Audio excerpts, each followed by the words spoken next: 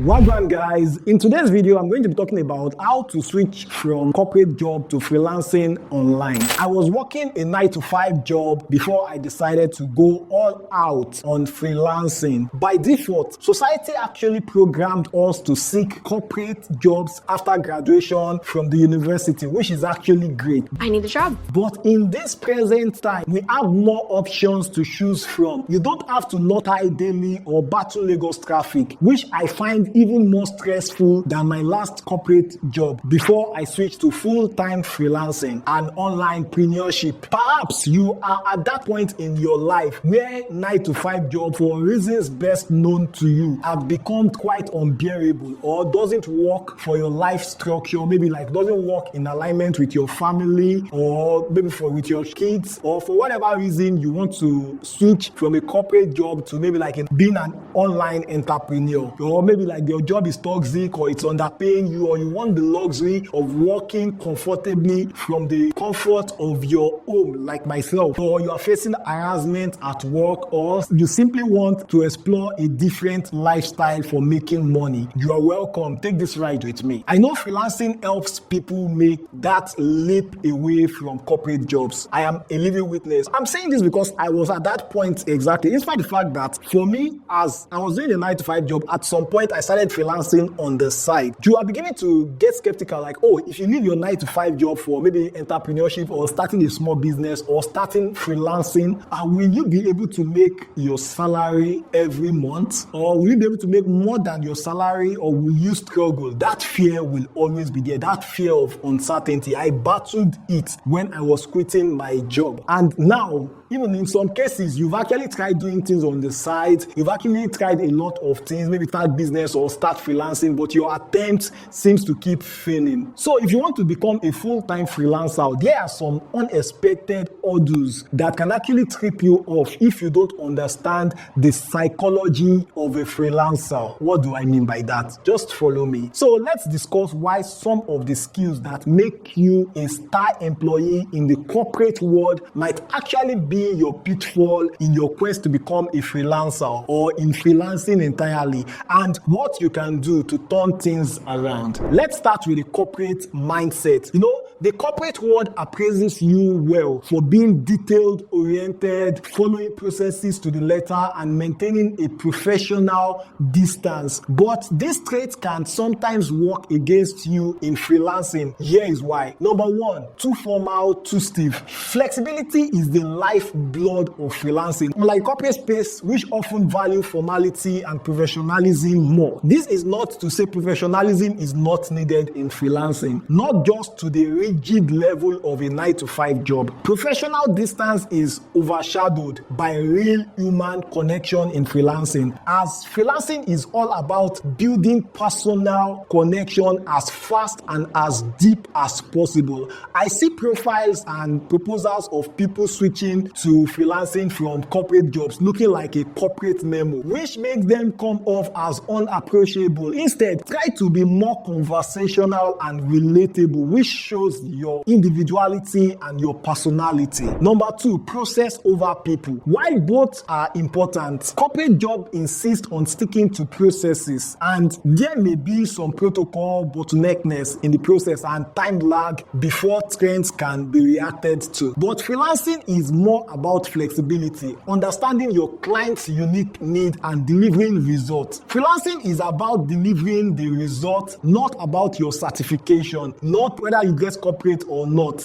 even your punctuality to the desk, but your ability to ultimately deliver the result as at when due. I am welcoming you to freelancing, where instead of just following a set of processes rigidly, you focus on customizing the approach for each client with your understanding of their specific pain points. Number three, fear of self-promotion. You should publish your successes on social media platforms like LinkedIn, ask for testimonials from past colleagues, past managers, and clients where possible, and add them on your freelance profile. You might come off as weird in the corporate space if you do this, like if you promote yourself too much, but as a freelancer, you are the number one promoter of yourself. Your individuality comes first. In many cases, as a freelancer, you are the brand that is presented to your prospective clients. So you need not to be shy to showcase your achievements and your skills. It is okay to highlight your past successes and make your prospective client understand why you are the best fit for their freelance project. Now that this mindset you have in the corporate bag have been revealed as not necessarily best for freelance landscape, how do you break free from these habits or adapt them to ensure that you thrive as a freelancer?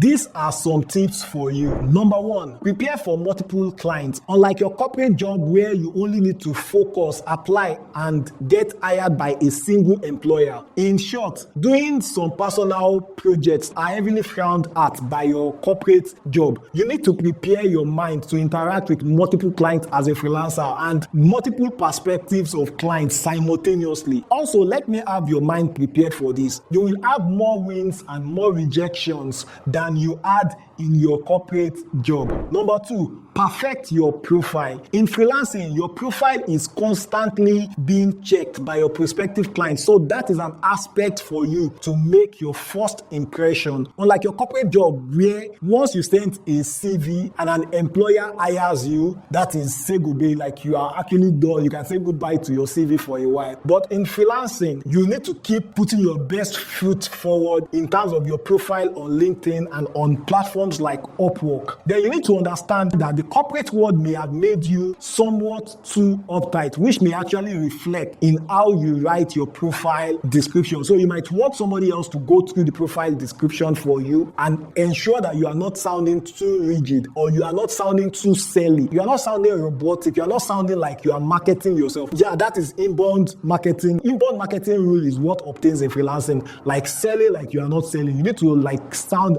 as natural as possible. Be intentional about being personable. Being slightly informal is actually okay in freelancing, and being formal is fine too, but avoid being extremely formal. Share a bit about yourself, about your competency, and things like why you love what you do is also fine. I strongly recommend that you use a very friendly tone. Number three, empathy wins clients. You need to learn how to trigger emotions with your proposals. On a corporate job, you can just say, okay, I get the job done. I don't talk to my colleagues. In freelancing, you need to talk to your colleagues. You need to talk to other freelancers because, for maybe Upwork now, the update that you have today that is making you feel like, oh, I'm balling as a freelancer. Tomorrow it might not work. An update can be made, and you need to actually make adjustments. Sometimes it is your colleagues, your fellow freelancers that will tell you what is working. Some of the freelance knowledge I come to share on this platform are things I learned from my friends, things from my own experiences, and that is why you are getting the best value from this channel. So if you are not subscribed to this channel as at this point, please hit the subscribe button and turn on the notification. And if you've not liked this video so far, please hit the like button. That is the best way to support me here for doing this for free. So when writing a proposal for a freelance job, think about what concerns the potential client. What does the potential client likely want? You need to address this pain point or directly offer a solution. Doing this will actually stand you out. As freelancers, we use empathetic languages to show we understand our client's struggle and make them understand we are here to help them. Number four, showcase flexibility. Beyond your professionalism, your technicality, that you can do the job. You need to, sometimes I had lines like, I am flexible to adapt to your workflow. I am open to learning more in addition to what I already know, or things like that. Let the client know that you are flexible. Many freelance clients want someone that can adapt with their team, someone that can adapt with their project scope change and other needs. So it's cool to specify your ability to adapt when you pitch your point. Your profile and your proposal can reflect this ability to adapt. For example, you can share how you have been able to tailor your approach to meet the needs of certain clients in the past. Number five, foster client bond. Beyond your skills, build relationship. Freelancing is as much about relationship as it is about skills. So